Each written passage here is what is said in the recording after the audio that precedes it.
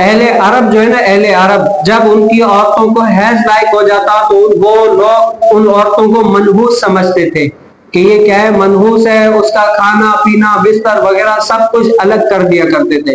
تو اس کے بارے میں شریعت ہماری کیا رہنمائی کرتی ہے. اور جب تابعین سے یا صحابہ میں سے کوئی اس بارے میں مسئلہ پوچھتا تو وہ حضور علیہ السلام سے کی حدیث سے کس طریقے سے ہمیں سمجھاتے، اس بارے میں کیا ہے. حضرت عروہ رضی اللہ تعالیٰ عنہ سے کسی نے پوچھا کہ کیا حائضہ عورت کے قریب جایا جا سکتا ہے اور ان سے خدمت لی جا سکتی ہے یا نہیں لے جا سکتی.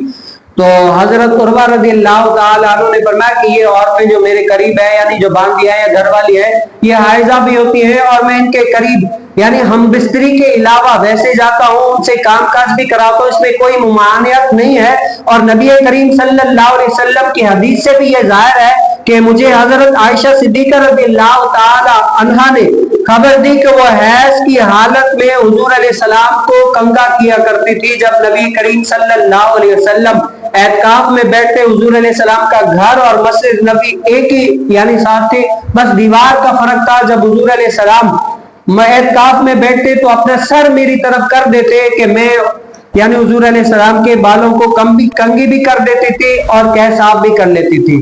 تو اس بارے میں کیا ہے، حیض کی اور میں کیا ہوتی تھی، حیض کی حالت میں ہوتی تھی.